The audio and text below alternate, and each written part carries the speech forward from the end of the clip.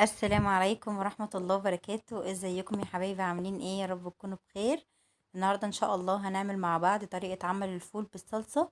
بجد طعمه تحفة جدا وبيغير من طعم الفول خالص وبيبقى حلو جدا. تابعوني في الفيديو علشان خاطر تعرفوا انا الطريقة عملتها ازاي. بس قبل ما ابدأ الفيديو بتمنى منك انك انت تعملي لي لايك، ولو انت اول مرة بتشوفيني تشتركي في القناة وتفعلي زرار الجرس عشان خاطر اي فيديو انزله يوصلك الاشعار بتاعه. يلا بقى بينا نبدأ الفيديو.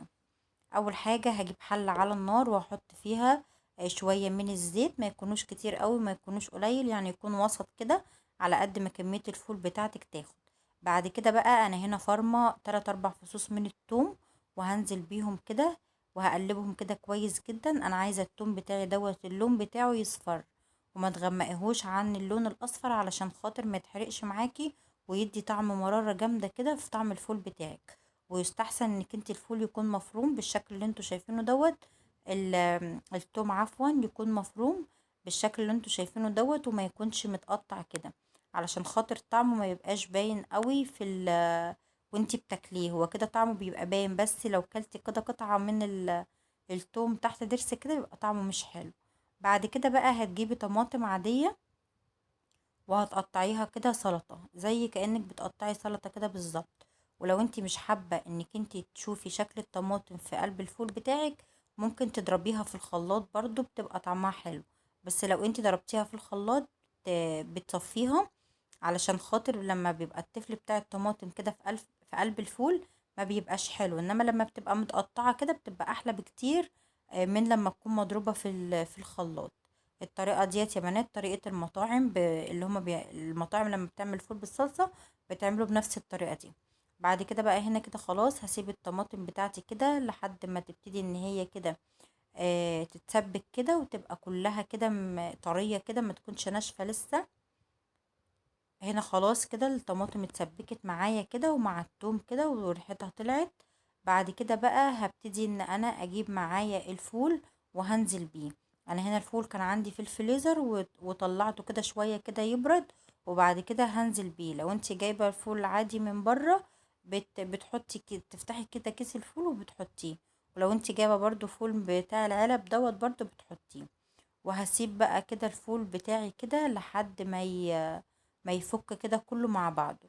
لو احتاج ميه برضو، لو انت حاطاه مجمد كده واحتاج ميه بتحطي عليه نص كوبايه من الميه علشان خاطر ما يكونش فقد كل السوائل بتاعته، على بال خاطر ما على بال ما يفك.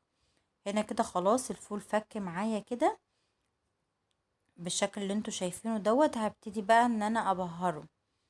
انا هنا ما حطيتش البهارات في الاول على الطماطم علشان خاطر على بال ما كنت هاجي احط الفول هتكون ريحتها وطعمها كله راح، فهتحطيها بقى كده قبل ما تطفي على الفول باقل من دقيقة. هجيب معايا هنا فلفل اسود ومعايا ملح ومعايا كمون، مش هتحطي اكتر من كده. وهنزل بقى بيهم كده وهقلبهم كده كويس بالفول علشان خاطر اتاكد ان الفول بتاعي كده كله اتملح. وبعد كده بقى هقلبها كده تقلبتين كده بالمعلقه، وبعد كده هتطفي عليها النار. ما بياخدش معاكي اي وقت خالص على النار، بس بجد بيبقى طعمه احلى واجمل بكتير من الفول العادي اللي انتي بتاكليه كده بالزيت وبالليمون وتغيير برضو. وهديله كده شو تقلبتين كده لحد كده ما يتسبك كده بالشكل اللي انتوا شايفينه وبعد كده بقى هطفي عليه من على النار.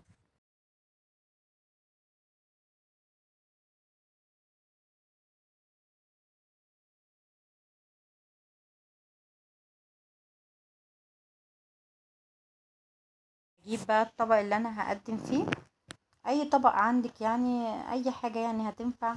وبعد كده بقى هصب الفول بتاعي كده، بتاكليه بقى جنبه بطاطس محمرة جنبه بيض، بتاكليه كده لوحده كده والله بيبقى جميل جدا ويبقى طعمه حلو.